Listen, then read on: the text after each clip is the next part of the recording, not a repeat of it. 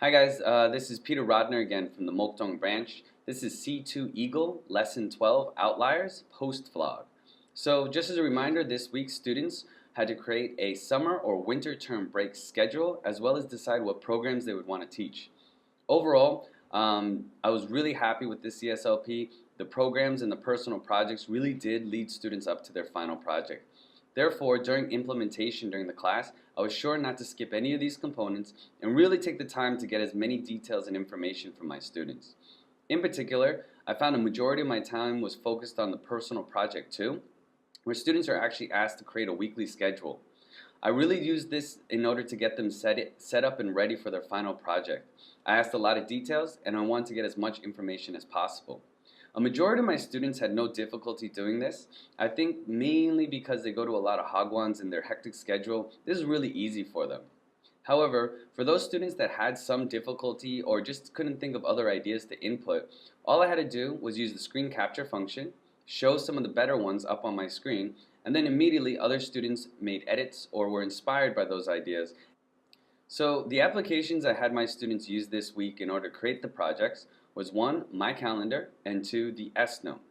So the MyCalendar application I really liked because students were able to input an S-Note into the event that they've created. Overall, the MyCalendar was pretty simple. A majority of students were easily able to use the functions as well as create events and edit them. The S-Note is something that my students have used before in the past, so therefore there wasn't too much difficulty. They knew how to input pictures as well as text and other information. I think overall there was a couple of benefits of creating the project this way. One of the major benefits was that students could all work at the same time. This is especially helpful if you have a large class or you have a small classroom. So while students were working, I was easily able to walk around and facilitate, helping them and also just gauge how the projects were going. The second benefit, students seemed to create their own tasks or roles within each smaller group. For example, I noticed that naturally there was one student who would input the information into the calendar. About 2 other students would be creating some type of S-Note, while the other students might be collecting images or creating some type of script for their final presentation. I think everyone had to really communicate and work together in order to help do this for their final project. The person inputting the information into the calendar needed to know what the people in the S-Note were doing. The people creating the script needed to know what information would be in the S-Note.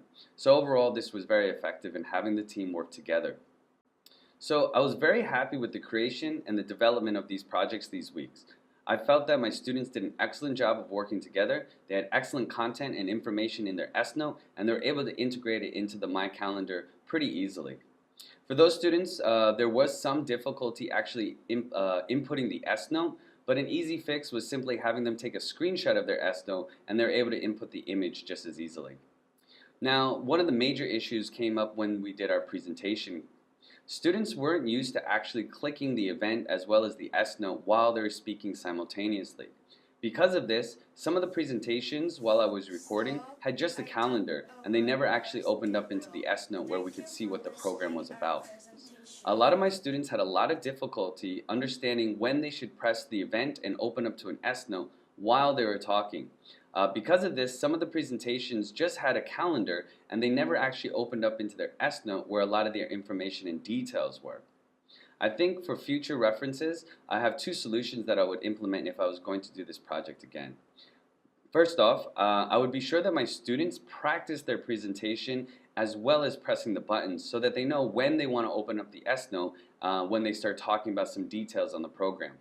The second solution might be to have one person in the presentation be the person with the Galaxy tab, and their specific role is to make sure that they press the event and open up to the S-Note in a timely manner while the other members of the group are speaking. I think overall, with those 2 solutions, there shouldn't be too much difficulty. Luckily though, with my we got to the presentation a lot sooner due to the fact that the CSLP had really set up the project, and I was able to actually make second recordings of certain projects which I felt they could have done a little bit better. 25th, every Monday and Friday. It is starting from 9 a.m. to finish in 12 p.m.